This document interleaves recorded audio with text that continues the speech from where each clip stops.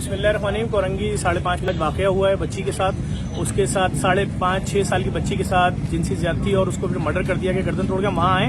अभी हम उस जनाजे में पहुंचे हैं तो वहाँ बाहर एक और बाप खड़ा है जिसके बेटे के साथ इसी मोहल्ले में 7 साल के बच्चे के साथ सेम यही वाक़या हुआ बेटे के साथ, और उसकी लाश गटर में डाल दी गई। और क्या हुआ आपके बेटे के साथ, क्या हुआ था? तो मार के गटर में डाल दिया था उसको। क्या उम्र थी उसकी? 7 साल उम्र थी। कितने अरसे बाद बॉडी मिली? 24 दिन के बाद मिली। और कोई उसके कातिल आज तक नहीं पकड़े गए? नहीं। क्या कंडीशन थी बॉडी जब निकाली? बॉडी जो है गटर के अंदर पड़ी हुई थी, उसकी गल गई थी, यानी कि बिल्कुल जब हमने उसको निकाला ना टूट रही थी। जिसम बिल्कुल गड़ जाता है, सड़ जाता है ना पूरा, इस तरह से कीड़े पड़े हुए। और उन्हीं गटरों में पहले देखा था, नहीं मिली। देखें, उन्हीं गटरों में पहले देख चुके थे, नहीं थी, उसके बाद मर्डर करके बाहर डाल दिए। अब मैं आपको दिखाता हूँ आगे की, अगर इस बच्चे के कातिल पकड़ लिए गए होते तो आज ये दूसरी मासूम बच्ची के साथ ही होगा। उसके बाप से मिलते हैं, अंदर नमाज जनाजा के लिए मैयत गई है।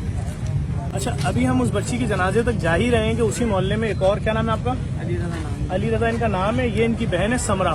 कितने साल की है? 11 साल की। 11 साल की बच्ची है। ये कब से गायब है? कल से गायब। ये भी कल से गायब है। एक बच्ची कल रात में गायब हुई, उसकी मैयत में हम आए, जिसके साथ ज्यादती करके उसकी लाश कूड़ा कचरा कुंडी में फेंक दी गई। ये अपनी बहन की तस्वीर लेके गली गली फिर रहे हैं, ये गायब है। और बिस्मिल्लाहिर्रहमानिर्रहीम, ये आपको लग रहा होगा शायद मैयत के गहवारे में कोई पतला सा कपड़े का रोल रखा हुआ। रोल नहीं है, बहुत नाजुक सी, इतनी बड़ी थी।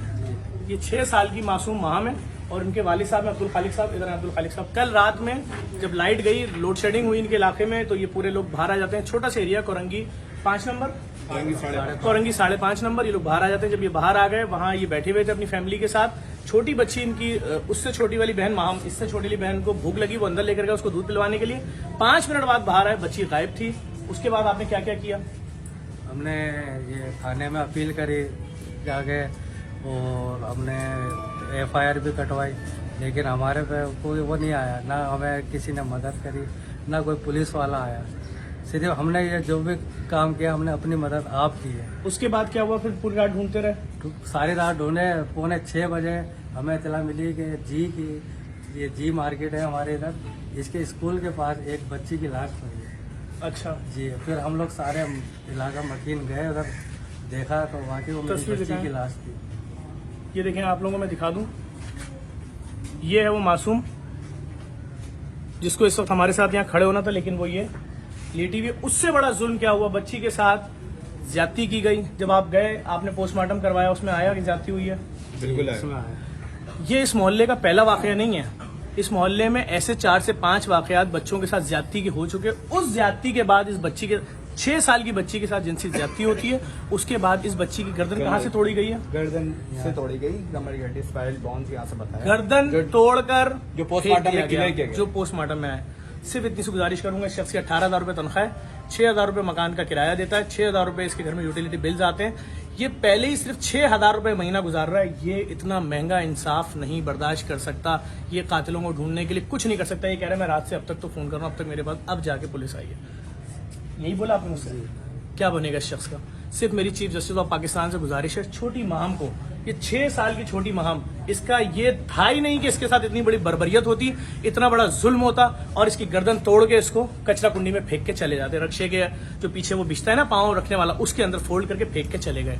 बहुत बड़ा जुल्म है। पूरी बस्ती सरापा एहतजाज है। हम पूरा कराची सोग में, इस गम में, हम पूरा पाकिस्तान सोग में। सिर्फ छोटी सी गुजारिश है जस्टिस गुलजार से कि सर आप इसी कराची से हैं, इस केस को अगर आप हाईलाइट कर लेंगे, इस केस को आप उठा लेंगे, तो शायद इस मजलूम बाप को इंसाफ मिल जाए और इसके कातिल जहां कहीं इस वक्त आराम से, हो सकता है इस मजमे में खड़े हों और यहां देख के बहुत ज़हनी सुकून में होंगे। इस इलाके में पहले 5 ऐसे केस हो चुके हैं, कोई हमारा कुछ नहीं बिगाड़ सका, तो आगे कौन बिगाड़ेगा? एहलियाने कराची, एहलियाने पाकिस्तान से बोलूंगा, इन मजलूम का साथ देना है, हमें इंसाफ दिलवाना है छोटी महाम को। हम हैशटैग भी चलाएंगे जस्टिस फॉर महाम, और हम आपके साथ खड़े हैं। अगर आपको किसी भी किस्म की माली ताउन की जरूरत होगी इंसाफ में, हम, हमारा इदारा, पूरा शहर, पूरा मुल्क आपके साथ खड़ा हुआ है, और कुछ नहीं बोल सकते। बहुत बड़ा जुल्म हुआ है आपके साथ। सर आपकी नहीं सर, हमारी क्या मेहरबानी सर, अफसोस कर सकते हैं। आपने इतनी बड़ी फुटेज चलाई, हमारी कुछ नहीं है सर, आपके साथ बड़ा जुल्म हो गया सर।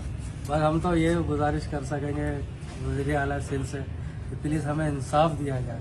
ये कब तक ये जुल्म चलेगा? कब तक चलता रहेगा? मजीद महाम जैसे केस ऐसे बहुत केस आ रहे हैं कि मजीद महाम जैसे केस और ना हो। पाकिस्तान में मुझसे भी इससे पहले के ये केस हो, ऐसे मामला अगेन मोबाइल नंबर बताएं कि अगर कोई इंसाफ दिलाने वाला इदारा आपसे रब्ता करना चाहे, अपना मोबाइल नंबर बताएं। 0313 2168 301।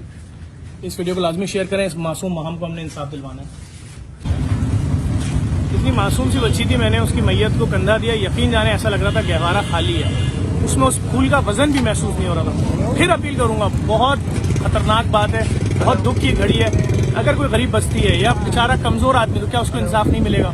इस शख्स को इंसाफ दिलाने के लिए, इस मासूम फूल को इंसाफ दिलाने के लिए हर हद तक आगे बढ़े और कानूनी रास्ता जो भी इनकी मदद कर सकते हो इनसे जरूर आपका करें। मैं इनके वालिद का नंबर इसे बता दें।